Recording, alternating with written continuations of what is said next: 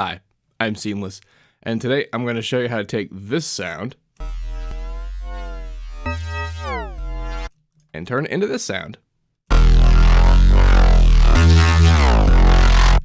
This is all about ring modulation, and we're using it using the frequency shifter, a plugin that's new in the new beta. Well, it actually was in the betas that have been around for a while, and by new, I mean it's in the new beta. It's in the beta.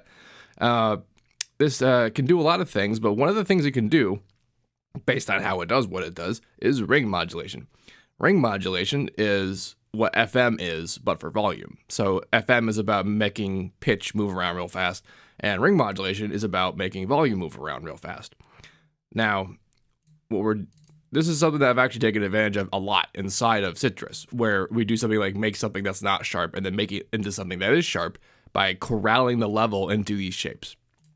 Let's show you what exactly this does and how. All right, so this is actually a thing that I would do a lot. I would make a sound that's specifically unsharp, and then my goal will be to turn it into something that is sharp. So let's look at this in the oscilloscope land.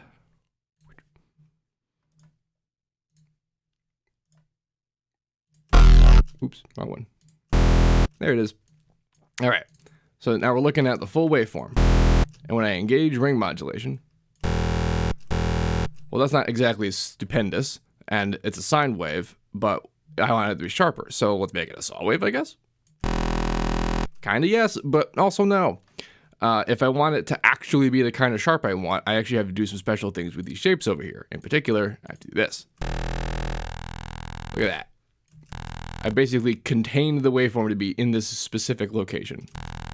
This has benefits. One of the benefits is that if I distort the crap out of this, it will still only be exactly that sharp. Doesn't matter how hard I push it. It will always be exactly this sharp. And it is because there's no level outside of where this little bump is.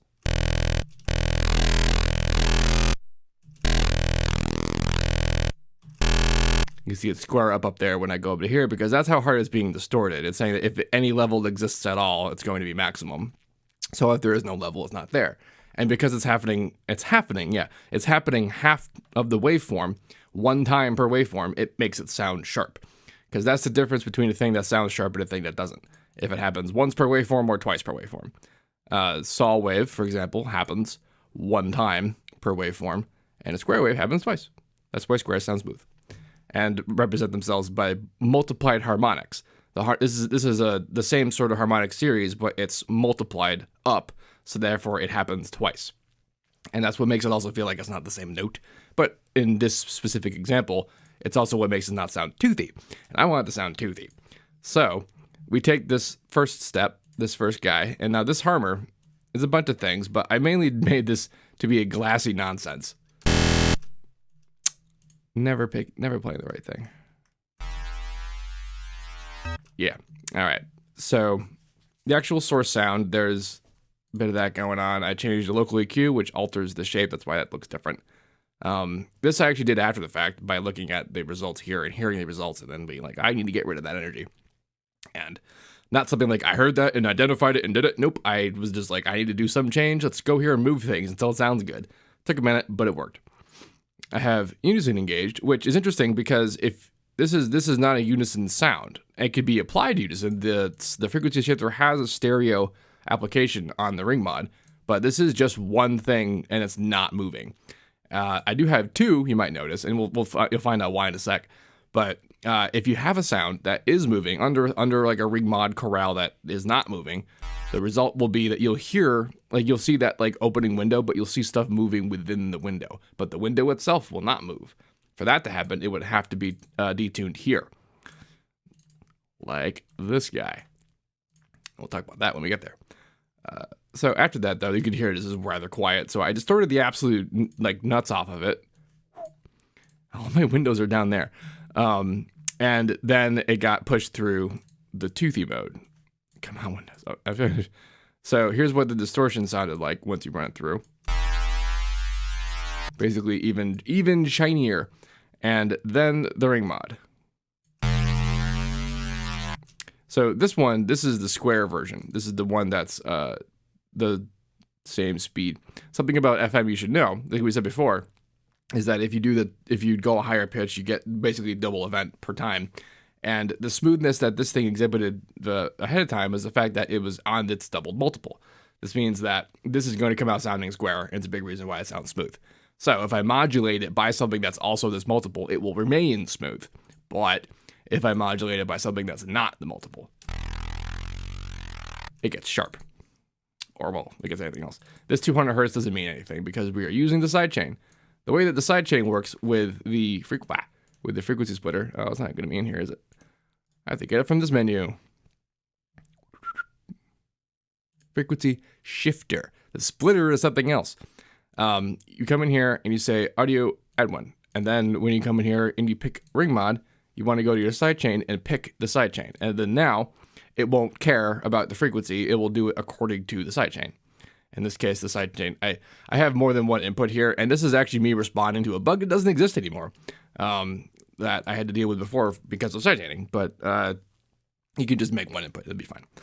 But you do have to actually make the input. You have to make the side input for it to know that there's another one to have, and then you just put it in there. And we're essentially doing the external version of what we accomplished inside the Citrus. So that's what this sounds like out of there, but that's real quiet, so I wanted to store its ass off. And that worked out well, and then that gets EQ'd.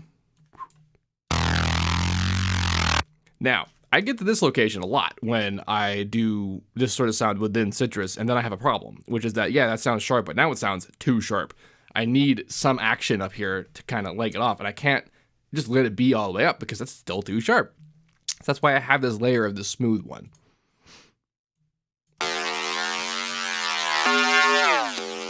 And it's not as loud as this guy, and when they're combined, they're both going in the compressor, but when they're combined, this sort of smoothness exists kind of in between. The harmonics that this is harmonics that are active here, and it makes them more prominent, and it creates this illusion that there's just almost two things happening, when really it's one thing and then one lower thing, so it still appears to be a cascade of one thing, and keeps it sharp. See, if I didn't have it, it gets to that kind of, oh, this is obviously distorted, broken badness sound, right? But all I gotta do is add in the higher multiple version of it. Now it feels intentional. Both of these were high passed at the bottom end, and then the lowest bit of sub was taken up by this dude, which I key modded to be like lower when you play a high enough note that it's past the high pass.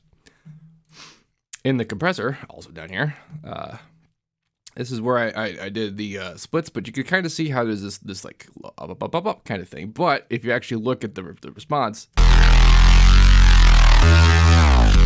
it's like not really how it's coming out. And that's because this is how hard I had to push it specifically to get it into this position. So you sort of saw how this sort of exemplified that little area of frequency activity there, but that wasn't the choice I made when I made these specific band cuts. These were also something that I was doing kind of by ear. And you know, in the compressor, this is usually where I OTT things, and I'm not doing that really. The OTT specialness is this up-down compressing sensation, which is what this does. This is compressing it upwards, and then this half of it, this side of it, you can think of it as doing this, the opposite. It's compressing it down, just really hard. This is just normal ass limiting. And what I'm doing with this though is I'm jamming it really high up, and then I'm using makeup gain downward to return the big peaks to their original high level so that the lower peaks are also there when they're in the compressed state. This is bog standard compression, what I'm doing right now. And a big reason why I did that and not a lot of the other work I tend to do in compression, just made it kind of fast to keep up with the stable, is because all of the texture quality was 100% secured before it got here. So then this actually became what bog standard compression is supposed to be for, which is vague spectral leveling concept, like gluing, because the thing you're doing is supposed to be the thing you're doing when you're doing it, ideally. And in this case, because our texture control is so literal, is so a shape we have and can change at all times, you can really change a lot about this sound by just altering. So here's this guy, right?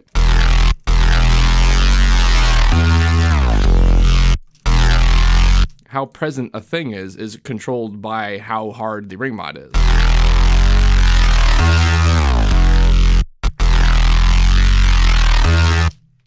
So there, a lot of tonal sort of correction can be done there. I did a little bit of EQ here, obviously, but presence and motion wise, because the biggest benefit of doing this is the sort of superpower you can get from distorting a thing, but only within a window where it's active. Like only distorting this and never getting bleed, never getting holdover frequencies that are active against like your texture.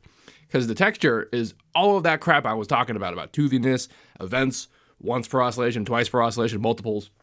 That's all texture. That's all exactly like the feeling and force of it. And predominantly when we're doing mixing and compression on stuff, we're still trying to do that. We're still trying to influence. We want a kind of a feeling out of it. But I'm basically getting the entire feeling out of what specifically these shapes are. And then the adjustment of it. This was not a huge adjustment based on what compression does. I did a little bit of the stereo stuff too. Mono it out the low end, spread the width, spread the highs a little more. Yeah. The non-standard nature of this particular sound is the idea that the ring modulation complete with stereo sidechain is now available outside just in FL as large. And the stereo part of that is actually something that even Citrus didn't have. Unless you like specifically set it up, all had different channels and just had two panned elements. This, I could slam two whole different kinds of super saws together, and that might sound just like something, wouldn't it? That'll be an experiment for the future. And that'll be that. But this video, definitely introducing us to the idea that we don't have to worry about Citrus doing that anymore, and we're not limited to that specificity. And to the point of, like, let's talk about two more things, two superpowers about ring modulation before we leave. One of the big ones that we're taking advantage of right now is that you can change a lot about the nature of your sound by altering how hard you push into distortion. If you have a particularly interesting shape, which none of these are. All right, here we go. That like the nature of what's going on up here doesn't work if you don't have enough level to interact with it. So if you push it harder and it goes up there, you can use it as a source of modulation.